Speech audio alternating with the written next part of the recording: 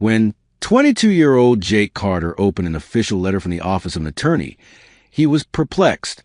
He did not have any living relatives, at least none he knew of. So when the letter informed him that he had inherited a remote cabin from his late uncle, whom he had not seen since he was a kid, he was stunned. He had recalled little about his Uncle Robert, a man his parents never spoke of, and yet there was an address, a key, and a deed bearing his signature. The letter was brief, with no meaningful information, and left him questioning more than not. Who was Robert Carter? And why did he leave the cabin to Jake when they had no known connection in recent history? Curiosity started gnawing at him. Before long, Jake was on the highway, heading to a secluded forest deep in the heart of Montana. The further he went, the more desolate the scenery became. Civilization faded into the distance, the highway dwindling to minor roads, later reducing to an irregular gravel road. The stillness of the forest was suffocating, only broken by the occasional rustling of leaves and far-off birdsong. By the time he reached the property line, a creeping sense of unease had started to settle in with him. The cabin stood before him, half hidden behind dense trees. It was old, the wood weathered and darkened with age, covered in a thick blanket of moss. The roof slumped in places, and some of the windows were broken. This had clearly been unoccupied for years. As Jake stepped out of his car, he stalled. He had never been here before, and yet it felt somehow familiar, as if it had been waiting for him all along. He reached the door, keys in hand, but something deep inside him bellowed to turn around. He ignored the urge, took a deep breath, and slid the key into the rusty lock. The door creaked wide, and a shadowy interior wafted with the smell of dust and rot. Jake entered, not knowing that his life was about to be altered eternally.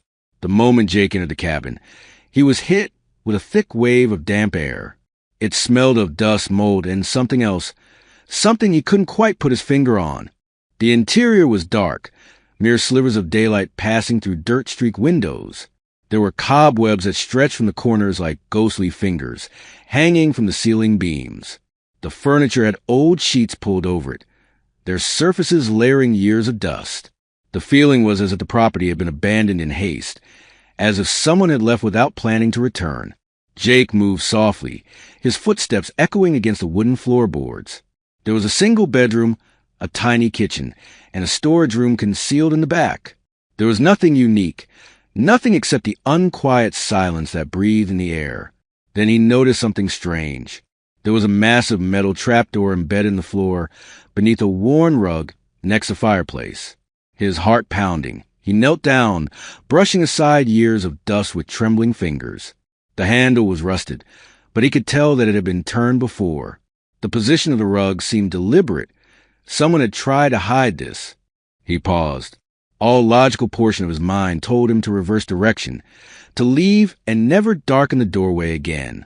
But he required answers, and his curiosity seethed. Calming his breathing, he opened the handle and pulled. The trapdoor creaked open, revealing a dark stairway leading down into the earth. Jake didn't delay more than a second before grabbing a flashlight in the adjacent drawer and going down into the unknown. The descent was gradual. The stairs groaned under Jake's tread, sending small clouds of dust flying with each step. The air thickened and dampened, filled with the smell of aged paper and the earth. His flashlight danced along the stone walls as he finally made it to the bottom, showing him a large underground bunker hidden from view that stretched far beyond what he had expected. There were shelves along the walls cluttered with books, maps, and files that seemed not to have been touched for years. Rows of locked boxes stuffed the corners neatly. A metal filing cabinet standing in the back of the room was on a spotlessly clean area, unlike the dusty ground surrounding it. Jake walked over to the filing cabinet, his hands running over the chilly metal. In contrast to the rest of the room, this furniture was tidy, with the impression that someone had visited recently. He went for the top drawer and yanked it open. Locked. He was enraged and turned back, scanning the room for anything he could find. That was when he spotted a wooden desk jammed up against the wall. There were pieces of paper scattered all over it, yellowed and old. On top of them, a leather-bound journal caught his eye. His uncle's name was embossed on the cover. His hands trembled as he opened it. "If you're reading this, then I'm gone." and you need to know the truth." Jake's stomach nodded.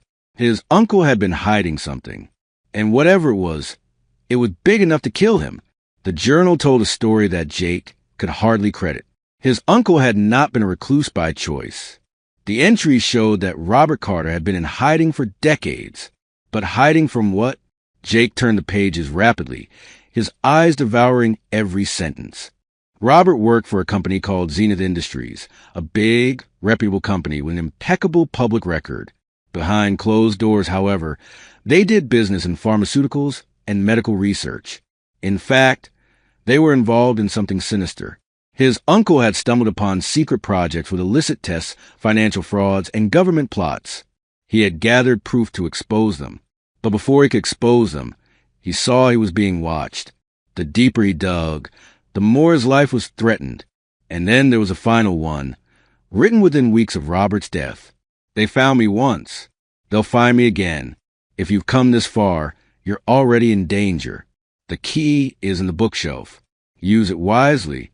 Jake's pulse raced. A key?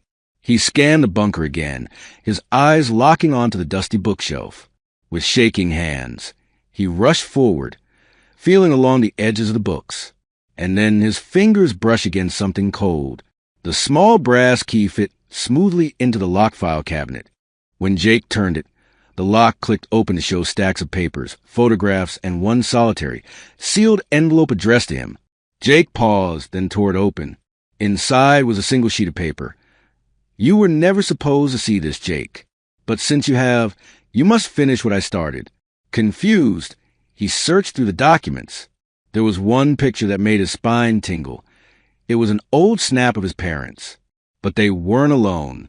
They were standing beside a stranger, shaking hands with another man in a military uniform. The date on the back of the photograph was years before Jake's birth. His parents were part of this. His entire life had been founded on a lie, and someone had worked hard to have it buried. Jake's mind was racing. The discovery of the photo, the sealed letter, and the top secret file sent a jolt of adrenaline coursing through his system. His uncle had clearly known too much, and now he did too. If Zenith Industries had been going to this kind of extent to silence Robert Carter, then Jake was just as much at risk. Did he have any reason to trust anyone? Was someone already waiting for him to make a wrong move? His heart pounded into his chest like a war drum. His struggling gasped loud and labored as terror nearly consumed him whole. Then tires screeching on gravel drifted from outside of the room. Jake stiffened, all his muscles coiling like springs. He switched off his flashlight, plunging the underground bunker into blackness. His heart thudded in his ears as he pressed himself against the cold stone wall, holding his breath and waiting. Footsteps. The heavy, slow ones. The cabin door creaked open, and heavy boots thudded against the wooden floorboards above. Someone was inside. He did not have the courage to breathe. Were they already on him? Had they been keeping an eye on him since the time he arrived?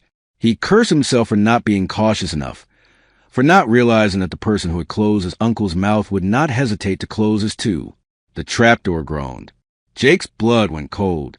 A thin beam of light swept across the underground room, illuminating only barely enough to graze the shelves of books and papers strewn about.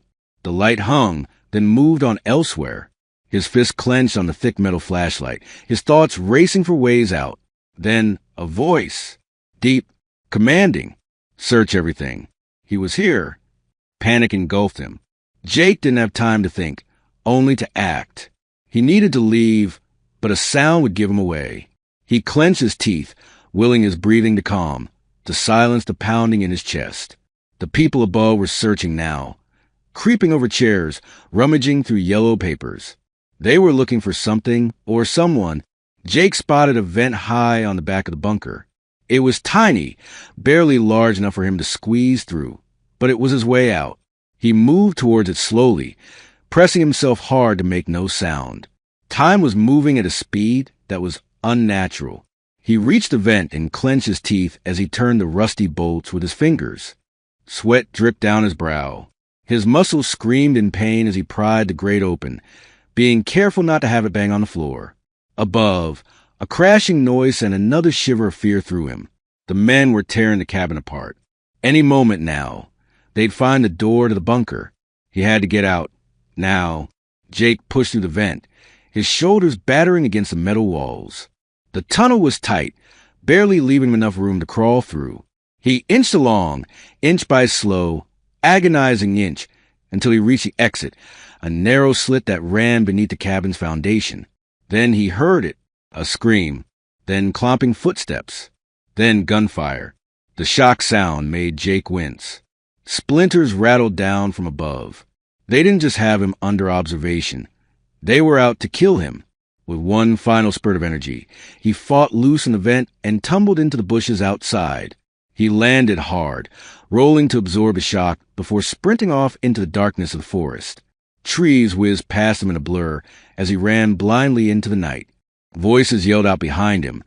Flashlights cut through the night, and the sounds of pursuit closed behind. Jake never lost his speed. The icy air seared Jake's lungs as he pushed deeper, deeper into the woods. His legs ached, his body screamed for respite, but he knew stopping would be dying. The men were close, their voices raised. He could hear the scuffle of their boots on brown leaves, the snapping of branches as they battled through the blackness. His foot caught on a root, and he lurched forward, falling into the wet earth. A burning pain flashed through his shoulder, but he clenched it back. He couldn't afford to make a noise. He crouched low, near the ground, trying to take his deep breaths. He had to think, had to escape. And then, in the distance, he saw it, a small, flickering light. A cabin. Another one. Was it abandoned? Could he find shelter there? He had no other option. Summoning the last of energy left in him, he struggled to his feet and ran towards the light. Drawing near, the details of the cabin became clear. It was smaller than his uncle's, with boarded-up windows and an old, rusty truck parked beside. He did not have a moment to spare to think whether or not it was safe. He burst in, slamming the door shut behind him. His eyes swept the room, seeking something to jam the door. He shoved a heavy wooden dresser against the door, just in time as the sounds of pursuit reached the clearing. Then silence. Jake breathed deeply. The men were close, their forms reflected across the windows. He gripped the only object that he could find to attack with a fire poker rusty, his hand shaking. He balled his fist, readying himself. Then a knock on the door. "Jake, we know you're in there." His mind spun. They had known his name. They always did. But who were they? Why did they want to kill him?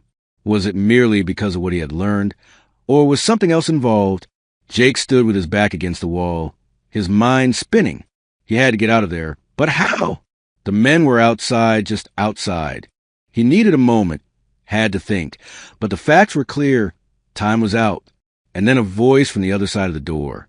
Low, smooth, controlled. "You have something that belongs to us." Jake's grip around the fire poker tightened. He wasn't leaving.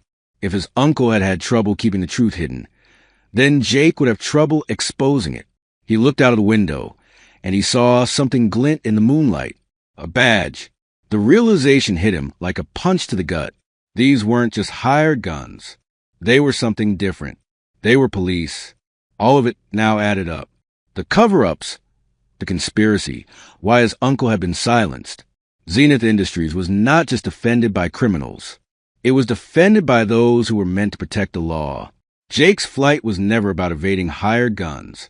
It was about evading the same institutions that were meant to protect people like him. And there was something they had not counted on. Jake still had the papers. The evidence. He ran a nervous hand to his phone. He texted the one person he felt he could trust, Lucas, his old childhood buddy turned investigative journalist. Then he texted it. Outside, the men were getting restless. The door creaked as they prepared to kick it in. Then sirens. Red and blue lights flickered through the trees as real law enforcement closed in on the clearing. Jake's message had found them. Within minutes, the men outside were hemmed in. He watched one of them, the one who had spoken to him, wrestled to the ground, handcuffed, and dragged toward a police car. Jake let out a breath he hadn't even realized he'd been holding. It was over, but the truth, his uncle's truth, was just beginning to come out.